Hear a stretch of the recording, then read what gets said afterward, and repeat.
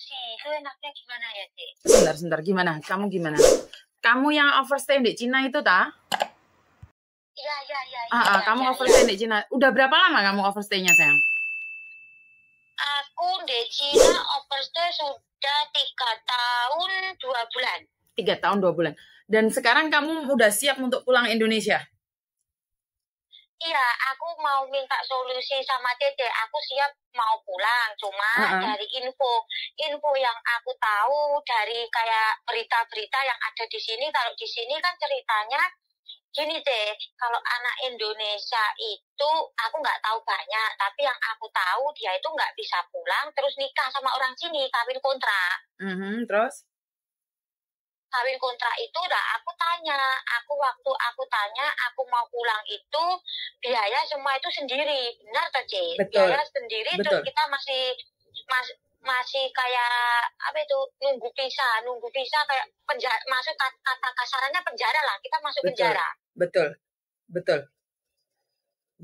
Oh, makanya kan aku minta info karena ya satu, saya nggak punya teman di sini. Kedua, saya nggak tahu mana-mana, belum pernah keluar sama sekali selain sama majikan. Oke. Terus sekarang kamu pingin pulang Indonesia. Sudah yakin pulang Indonesia? Kalau katanya kan kemarin itu ada Pak Jokowi datang ke sini. Dari berita-beritanya, semakin kita lama di sini, semakin sulit untuk kepulangan. Terus semakin besar pula dendanya gitu.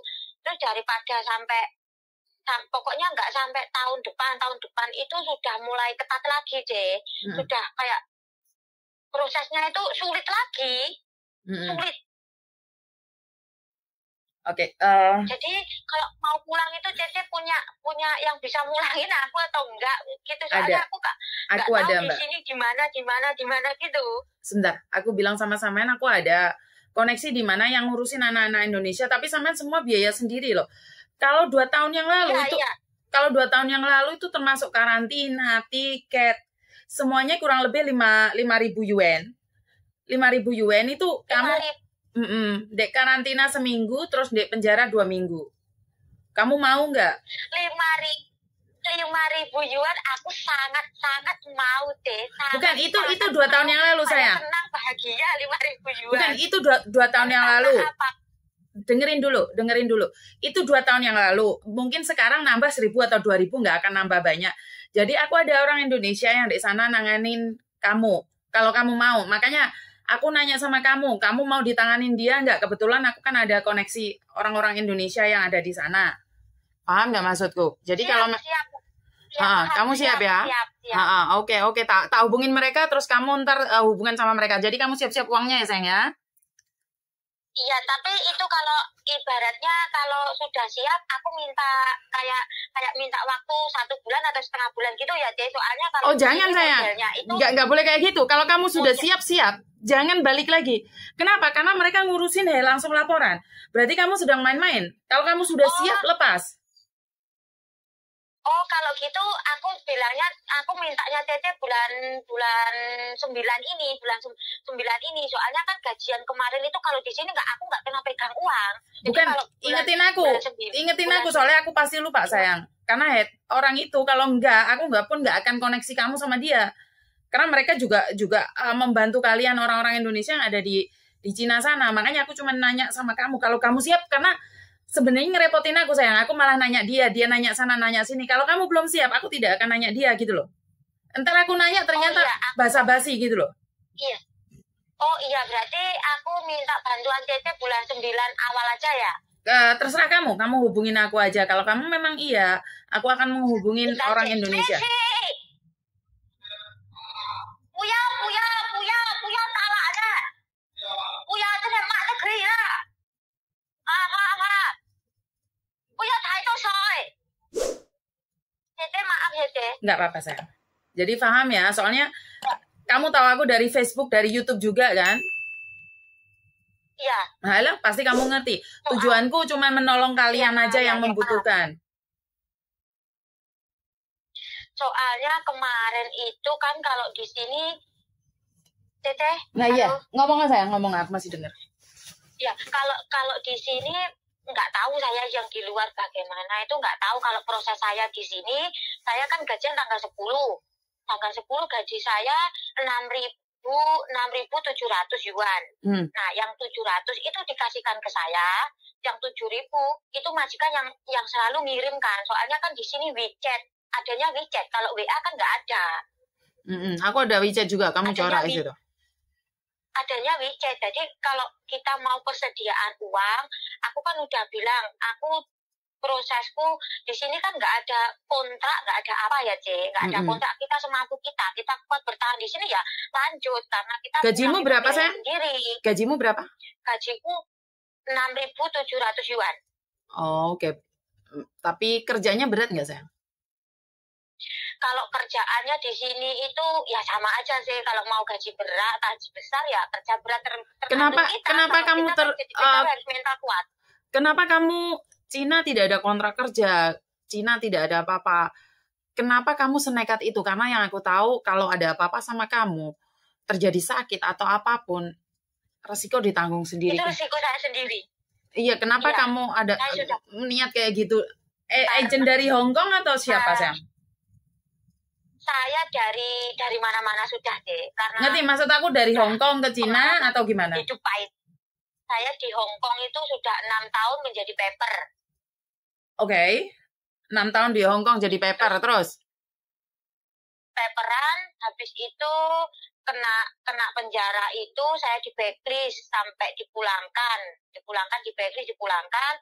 Akhirnya saya kerja ke Singapura 2 tahun, itu finish kontrak 2 tahun karena saya nggak betah di kontrak. Saya mau pulang itu karena nggak pegang HP, nggak ada libur 2 tahun itu finish kontrak di Singapura. Terus saya pulang sama majikan Singapura, saya disuruh kerja di Malaysia. Di Malaysia, tapi kontraknya kontrak Singapura, di kontrak kedua, tapi saya dibawa ke Malaysia 1 bulan, 1 tahun 6 bulan itu majikan sama, tapi di Singapura. Akhirnya saya nggak mau, udah saya pulang karena Malaysia orang majikannya, temannya majikan saya itu orang India, saya harus masak chapati itu aku nggak bisa.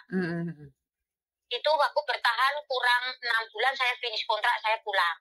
Akhirnya saya kerja ke Batam, mau proses lagi ke Hong Kong tapi lewat Batam. Akhirnya nggak bisa karena blacklistan, katanya belum turun. Akhirnya saya kerja ikut agensi. Saya kerja di agensi Batam, agensi ilegal itu yang menjalurkan ke Singapura, Malaysia itu passing itu loh, Je. Aku nggak tahu sama sekali. Oke, terus? Habis itu ya akhirnya dengan trauma, kesedihan, ya banyaklah saya ditipu orang, ditipu.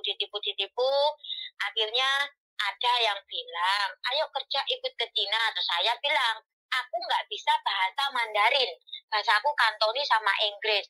Oke, saya carikan kerjaan itu. Oke. Terus aku dicarikan kerjaan, pokoknya pahit deh, ya Allah demi Tuhan, pahit.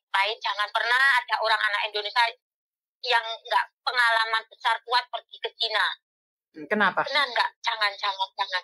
Perjalanannya itu sangat sulit. Saya perjalanan Malaysia ke Cina ini 3 hari 3 malam, tidak tidur, tidak makan. Nah, kenapa? Waktu itu ada anak, ya cuma kenal di Facebook, terus ngajak saya, ya pokoknya niat saya kan tergiur gaji besar, saya ingin berangkat, saya di medical, diberangkat, rumah saya Blitar, saya disuruh naik pesawat ke Surabaya, Surabaya, Jakarta, Malaysia, Vietnam, sudah itu di Vietnam, nginep di hotel 1 hari, itu langsung dijemput orang, itu aduh, firasat saya itu sudah, saya dijual atau di apa, sudah nggak tahu, yang penting saya itu sudah nekat. Itu saya nggak pernah bawa uang sepeser pun, tidak bawa uang, dan itu mbaknya bilang jangan pernah bawa baju banyak, dan saya itu cuma bawa tas ransel. Terus? Akhirnya dari Vietnam dijemput itu ke Vietnam naik mobil sampai ke gunung lah, itu ada temannya, tapi nggak tahu teman yang bawa siapa lagi, cuma ada temannya, cuma bertemu. bertemu satu grup di situ. Terus akhirnya habis itu dikasih kayak kos-kosan gitu, kayak rumahnya orang Vietnam itu satu di situ, dikasih makan, di medical lagi di sini. Baru datang ke Cina itu naik perahu getek itu loh, kita nyebrang perahu. Oke. Naik perahu itu jam 2 pagi itu, jam 2 pagi itu naik perahu, kita terobosan kayak lingkaran orang di penjara gitu, nerobos. Kalau kita miring ya ketatap paku, kalau kita jadinya lurus itu dibentak-bentak, akunya nggak bisa bahasa Mandarin, kan di sini kebanyakan bahasa Mandarin. Terus? Nggak bisa Mandarin, nggak apa, udah diam. Itu keluarga saya di Indonesia itu dikira saya itu sudah mati, sampai saya itu dikirim Yasin.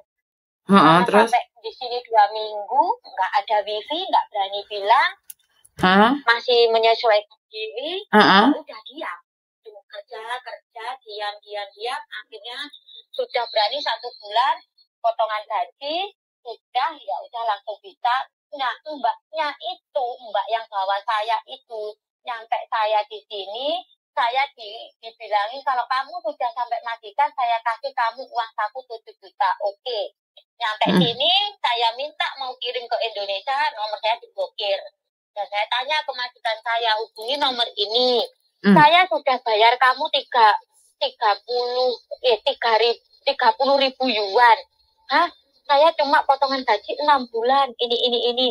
Ternyata mbak yang itu nomor majikan saya diblok, nomor saya diblok sampai sekarang. Makanya kalau saya mau pulang, saya nggak bisa hubungin.